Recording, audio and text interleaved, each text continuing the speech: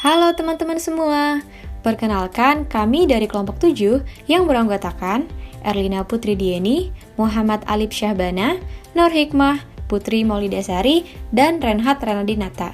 Di sini kami akan membahas mengenai analisis rasio ROA pada PT Telkom Indonesia periode 2019-2020. Baiklah, langsung saja kita masuk ke pembahasan. Return on Asset atau ROA merupakan rasio yang mengukur kemampuan perusahaan dalam menghasilkan laba berdasarkan tingkat aset.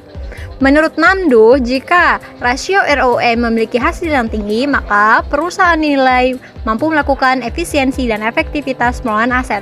Rumus ROA adalah laba tahun berjalan dibagi total aset dikali 100%.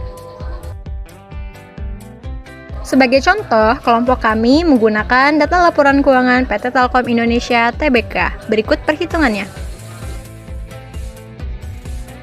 Berdasarkan perhitungan yang kami lakukan, ternyata return on asset perusahaan pada tahun 2019 dan tahun 2020 tidak mengalami perubahan, yaitu sebesar 12,5%.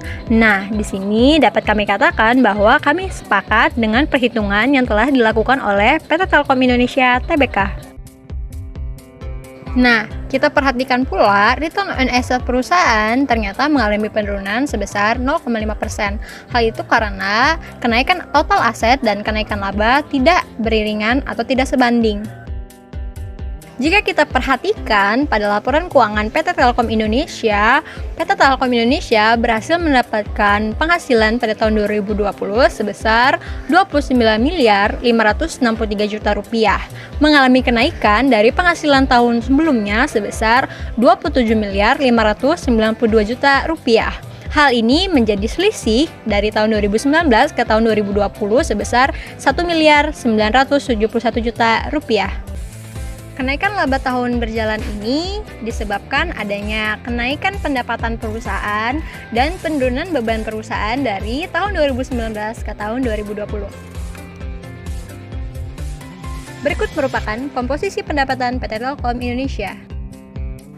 Untuk total pendapatan yang dimiliki oleh PT Telkom Indonesia pada tahun 2020 ialah sebesar 136,462 miliar, di mana hal tersebut mengalami kenaikan sebesar 0,7% atau 895 miliar dari total pendapatan pada tahun 2019.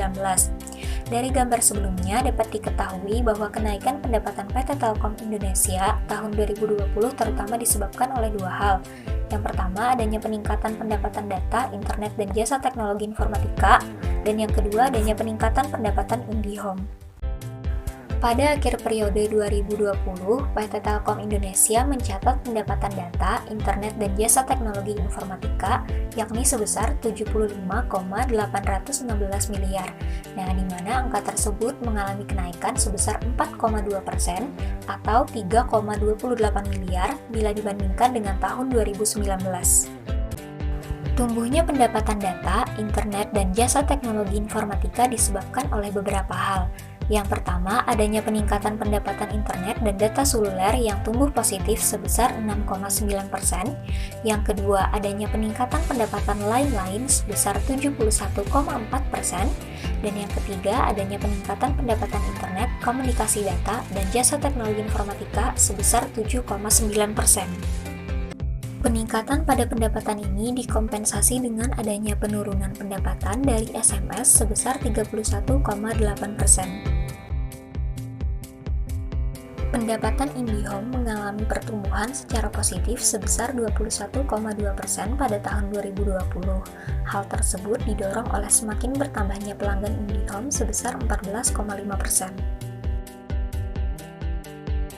Berikut ini adalah gambar dari komposisi beban PT Telkom Indonesia pada tahun 2019 sampai dengan 2020. Pada periode pelaporan 2020, jumlah beban yang dilaporkan oleh PT Telkom Indonesia mengalami penurunan sebesar 0,7%. Perubahan tersebut terutama disebabkan oleh dua faktor. Yang pertama, adanya pengurangan beban operasi, pemeliharaan, dan jasa telekomunikasi. Dan yang kedua, adanya pengurangan beban penyusutan dan amortisasi. Pada akhir tahun 2020, PT Telkom Indonesia Persero Tbk melaporkan beban penyusutan dan amortisasi sebesar 28.892 miliar, yang mengalami pertumbuhan sebesar 24,7% atau 5.714 miliar bila dibandingkan pada tahun sebelumnya, yaitu 2019 sebesar 23.178 miliar. Pertumbuhan tersebut terutama disebabkan oleh dampak penerapan PSAK 73 terkait amortisasi aset hak pakai. Selain mengalami kenaikan laba, PT Telkom Indonesia Persero Tbk juga mengalami kenaikan aset sebesar 14,6% atau 25.735 miliar dari 221.208 miliar pada tahun 2019 menjadi sebesar 246.943 miliar pada tahun 2020. Penyebab dari kenaikan ini dikarenakan meningkatnya aset lancar dan juga aset tidak lancar. Kemudian berikut adalah komposisi aset PT Telkom pada tahun 2019 dan tahun 2020. Aset lancar per 31 Desember tahun 2020 naik sebesar 11,5% dari tahun sebelumnya. Hal tersebut terjadi karena yang pertama, peningkatan kas setara kas sebesar 2.347 miliar karena penurunan pengeluaran kas untuk kegiatan operasional dan investasi. Yang kedua, peningkatan aset kontrak sebesar 1.036 miliar karena implementasi PSAK 72 terkait layanan pelanggan pasca bayar Telkomsel. Yang ketiga, peningkatan aset keuangan lancar sebesar 749 miliar disebabkan oleh peningkatan deposito berjangka sebesar 1.031 miliar. Yang keempat, pajak dibayar di muka sebesar 601 miliar karena peningkatan pajak dibayar di muka untuk PPH Badan Telkom dan entitas anak. Yang kelima, peningkatan persediaan sebesar 389 miliar karena peningkatan persediaan komponen kartu SIM dan voucher pasca bayar. Selanjutnya, aset tidak lancar. Di penghujung tahun 2020, PT Telkom mencatat aset tidak lancar naik sebesar 11,7% dari tahun 2019. Perubahan tersebut terjadi karena yang pertama, adanya peningkatan aset hak guna karena implementasi PSAK 73 terkait sewa aset yang digunakan dalam operasi perusahaan. Kedua, adanya peningkatan aset tetap sebesar 2,5% sejalan dengan peningkatan pembangunan infrastruktur, terutama jaringan kabel dan transmisi. Dan yang ketiga, adanya peningkatan penyertaan jangka panjang pada instrumen keuangan karena adanya investasi Telkomsel ke PT aplikasi karya anak bangsa yaitu Gojek dalam bentuk obligasi konversi tanpa bunga. Yang keempat, adanya peningkatan biaya kontrak sebesar 1.254 miliar karena implementasi PSAK 72. Yang kelima, adanya peningkatan aset pajak tanggungan bersih sebesar 680 miliar. Dan yang keenam, adanya peningkatan aset tak berwujud sebesar 400 miliar karena adanya peningkatan pada piranti lunak. Selanjutnya, dari tabel kita bisa melihat bahwa ROA rata-rata industri telekomunikasi yang terdaftar di Bursa Efek Indonesia tahun 2020 adalah sebesar 1,6%. Jadi, dari data yang telah kelompok kami kerjakan, dapat diketahui bersama bahwa perhitungan rasio ROA PT Telkom Indonesia telah sesuai dengan rumus dan perhitungan kelompok kami. Selain itu, dapat diketahui pula bahwa nilai rasio ROA PT Telkom Indonesia telah mengalami penurunan dari tahun 2019 ke tahun 2020. Hal ini dikarenakan adanya peningkatan laba bersih perusahaan yang diiringi dengan peningkatan total aset perusahaan. Peningkatan laba bersih perusahaan tersebut dikarenakan adanya peningkatan pendapatan dan penurunan beban perusahaan, sedangkan peningkatan aset perusahaan disebabkan oleh meningkatnya aset lancar dan juga aset tidak lancar.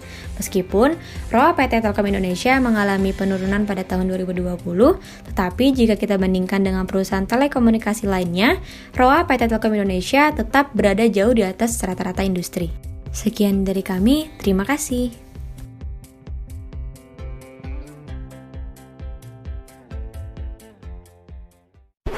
Created using Powtoon.